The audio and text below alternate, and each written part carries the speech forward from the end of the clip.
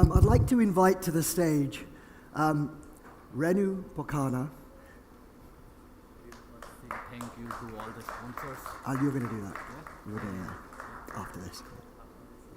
I'd like to welcome to the stage. Oh, she's here already. Welcome. Need no introduction. Renu Pokharna I've known for how many years? About 15 years. At least 15 years. We know their family as well, but she's a remarkable human being. I don't want to label her and pigeonhole her as an entrepreneur or social entrepreneur or change. She's just a remarkable individual that contributes so much to the community. So without further ado, I'm going to hand you over to Renu. Please give a warm welcome to Renu. Please, come on.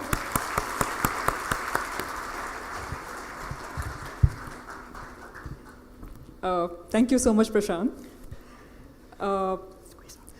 This is so interesting. I came to the O2H conference a couple of years ago as a speaker, and then I came as a moderator, and the third time I'm coming as a keynote speaker.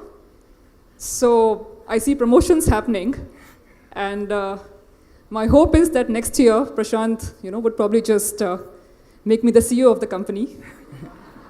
And maybe that way I could actually also allocate all your CSR budget to our company.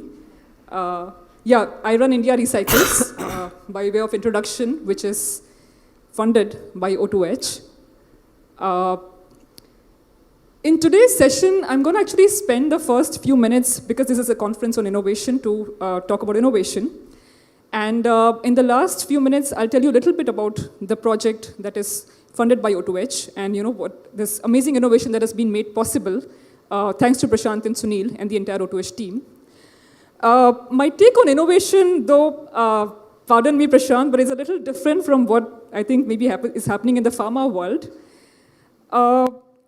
I want to start by talking about three things. The first is innovation versus what in India we call as jugaad. Does anybody think jugaad is innovation? Yes or no? Is it innovation? Is it good innovation? Or do we need more innovation than jugaad? Okay, let me put a different question to you. What is the problem? Let me see. What is the top 2-3 problems that you think you face every day in the city, in Ahmedabad city, assuming most of you are working in Ahmedabad? I hear traffic. So to solve traffic, do you think we need jugaad or do we need innovation? Because the answer will tell you the difference between jugaad and innovation. So what happens is, jugaad is something that typically happens in a scenario where you don't really have many options. So, you're stuck somewhere and, you don't have a way out, so you innovate, so to say, you jugaad, you find a way around it. And a lot of times in India, we typically try to romanticize it, we try to make a very big deal out of it, that we are a great country because we jugaad a lot. But what I want to talk about more is how do we innovate more than just to jugaad? Because in a situation, in a city where you face traffic problems every day, you can't jugaad out of it, right? What you need to do is find solutions that are more long-term, that actually lead to structural changes, that actually ensure that there is some kind of an ecosystem in place where all of us who end up driving on the wrong side at some point or another drive on the right side of the road, so to say. In fact, it's I joke about this all the time, that in Ahmedabad, it is so common to find people driving on the wrong side.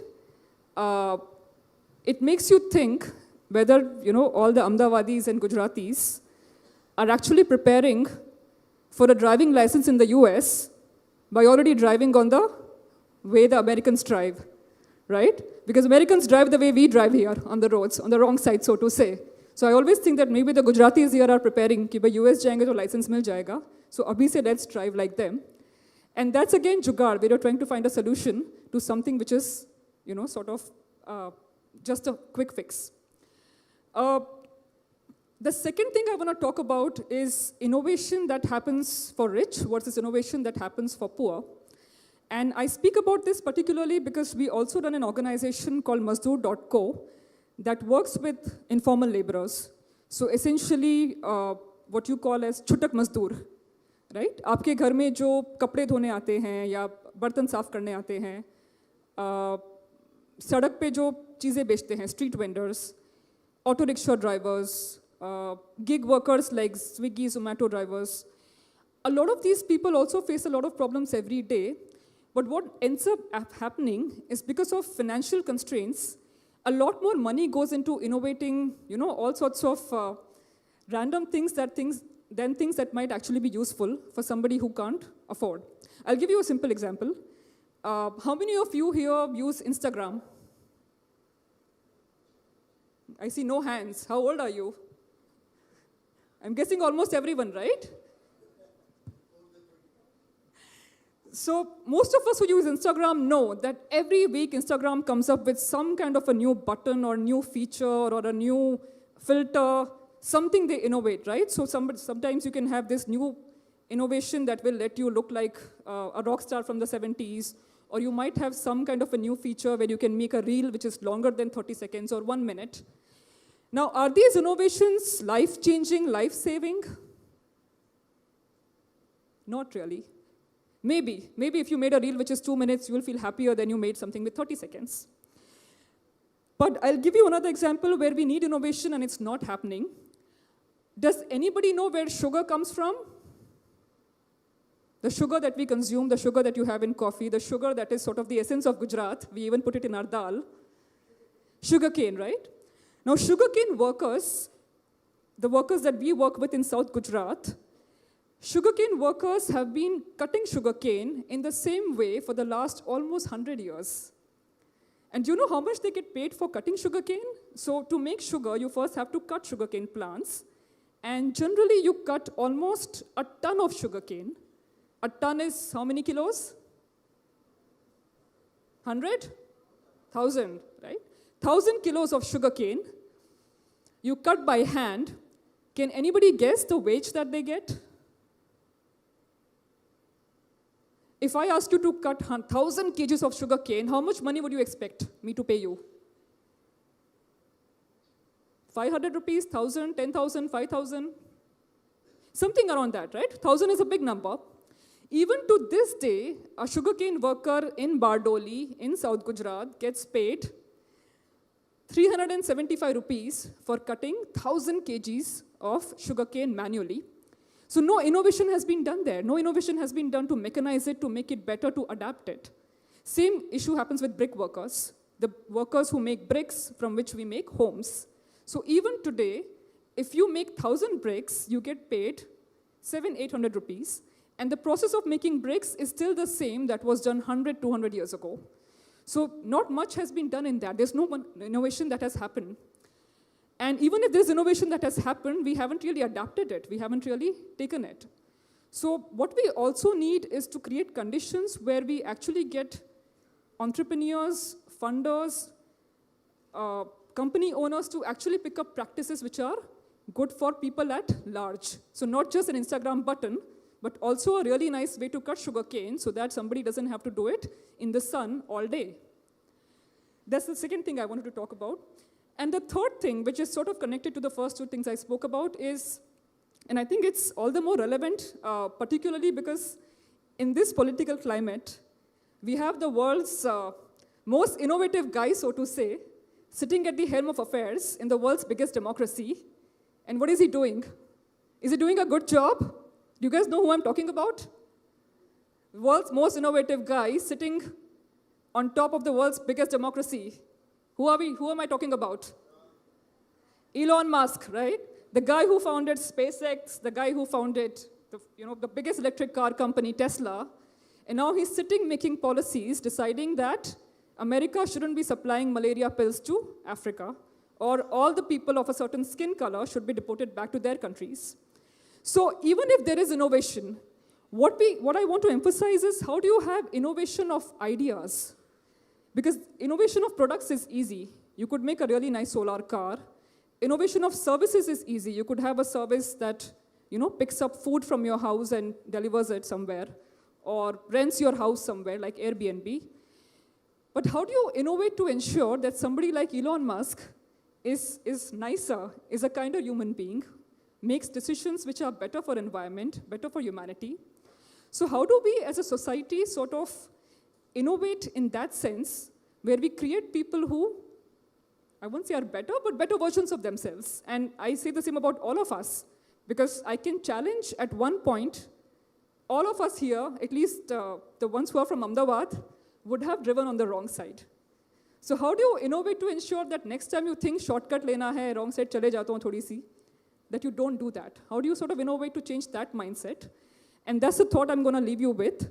I'll just spend quick 5 minutes talking a little bit about the innovation or the company that O2H has helped fund. So I run a small company called India Recycles. And what we essentially do is we sell second-hand items to the poorest. So when I say that, what I mean is, again, the people who serve us every day. So construction workers, street vendors, domestic workers, safai karamcharis, security guards. Do you know what do most of these people have in common? Do these people get weekends off? Does a construction worker does Netflix and chill on Sundays? No, right? Does the lady or man who comes to clean your house, do your dishes, does she take the weekend off, go to Palladium, does some shopping? Can she afford to go to Palladium? She can't even afford the auto fare to go to Palladium. Forget about shopping in Palladium, but even the auto fare, the taxi fare to go to Palladium would be very hard for her. So where do these people shop? Let's say the security guard, and you can ask this to the security guards even in your O2H factory or your apartments. Most security guards work 12 hours a day, 30 days a month, without any weekly off. Where do you think these people shop if they want to buy something for their children, like toys, or if they want to buy new clothes, or just utensils for their household, or bed sheets, anything of need? Where do you think they shop from? Amazon? Myntra? Very unlikely, right? We had the same question. When we started India Recycles, we also had the same thought that most of these people don't have time. Even if they want to go to Gurjari Bazaar. Have you heard of Gurjari Bazaar, Sunday market? Right? Ahmedabad mein bridge ke niche lagta hai, purana saman bechte hain. Even to go there, you need to find time. And if you're working 12 hours a day, 30 days a month, you don't have time to actually go and get something from there. Because that's a huge opportunity cost of losing your half day's wages. So we had this idea that why not take the market to them? And to create the market, we also realized that all of us shop a lot, right? Like, if I ask you, how many of you shopped something in the last week? Just the last week. I only see one brave lady raising her hand, though I'm pretty sure half of us must have clicked something. Even if it could be on Zomato, it could be ordering something on Blinkit, it could be something on Swiggy, but you probably would have done something last week, right? If you go back to your homes would also be sort of warehouses of a lot of things that you shop for, you bought, and you never used. Things that you haven't worn in 5 years, 10 years, things you bought, you thought you might use, you didn't use, things your children have outgrown. So what do you do with all these things? We had this idea that why couldn't we match this supply of products with the demand that the workers had? So we started collecting these through large collection drives, through partnerships with corporate organizations, through partnerships with schools, with buildings. We would place big boxes where we would tell people that anything that you don't use. And we went by this very simple Marie Kondo rule, that if there's something in your house that you haven't used in 3 years, you're probably never going to use it. So through those donations that came in, we started setting up markets wherever the urban poor lived. So it could be Ahmedabad, it could be a slum, it could be a construction site, it could be a one-room apartment. And I'll see if I can show you a quick video of one of the sales to give you an idea of the scale of operations that we have.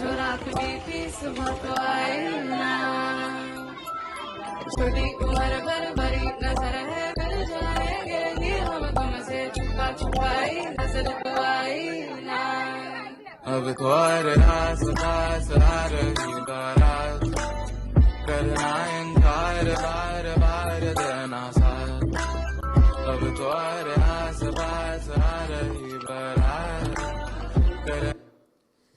So a market like that moves almost 400 pieces of inventory in one market, and we do such 3 markets every week. From Narol, Naroda, where you have a lot of labor staying in, to Sarkhej, again a big labor cluster, to even areas like Sindhu Bhavan Road, where you have one-room apartments. So what we do is we take market to those who need to shop. And the interesting thing with them is that, when you shop, let's say when Sunil bought something, he didn't ask his mother that, Mom, can I buy this shirt? He probably just went online and bought it, right?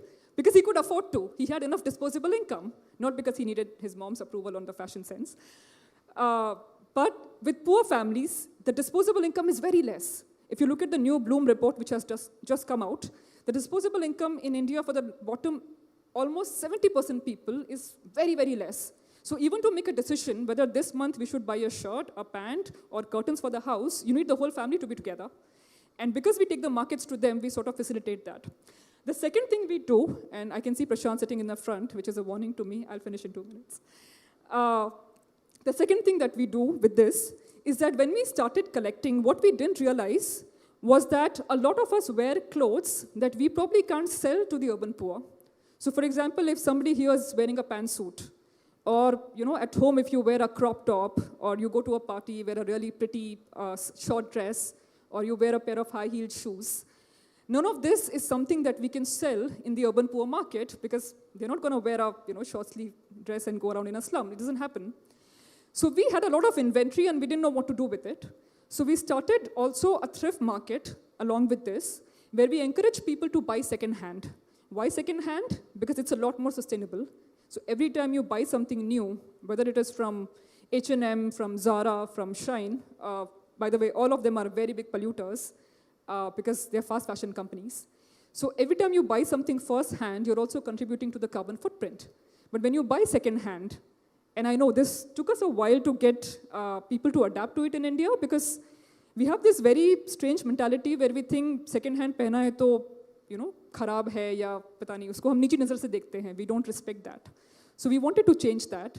And I'll ask Pranav to quickly show you a video of our thrift market. So we are also, by the way, India's largest thrift brand.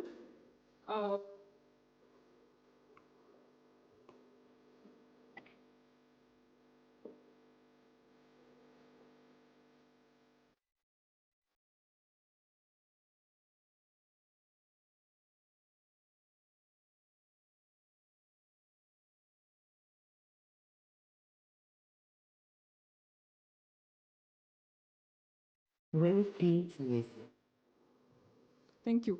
So this, just about to be done, yeah. I'm going to make a last pitch here that you can also buy from us secondhand. In fact, we have a huge sale happening on 8th and 9th of March, just this weekend. And for those who like high-end fashion, if you like Gucci, if you like Valentino, if you like Calvin Klein, you can actually buy from us at a lot cheaper rate than you would buy it firsthand. And not just that, we have books, we have toys, we have a lot of stuff. The last thing, and I'll stop here, is what we do as part of this is we also get a lot of fabrics, a lot of textiles, a lot of clothing, which is not in good condition. So people donate, kurtas which have stains on them, or shirts where collars are completely worn out. So what do you do with that? You can't even sell it. So we actually make new products from them because we're completely zero waste. Nothing goes to the landfill. So during the chai break, when you step out, you can actually see a stall of our products. All of the products have been made from second-hand garments. So it's completely zero waste, and it also gives employment to women who actually make these products. So I'm very, very thankful to O2H because thanks to their initiative, this India Recycles company could take off and come this far. We are currently in Gujarat, looking to expand to other states. I'm going to quickly end by saying happy birthday, O2H. Here, it's your 20th birthday. So big, big wishes to you. The last I went to the company, we only had, I remember it was 200 people. So I was amazed to hear that there are 800 people today. So many, many congratulations. And to all of you who are thinking about innovation, I'll just give you one quick idea. Today, just for today, try this. When you go out, drive your vehicle, whatever vehicle it is, try not to honk. Just see how good that feels. Okay, thank you.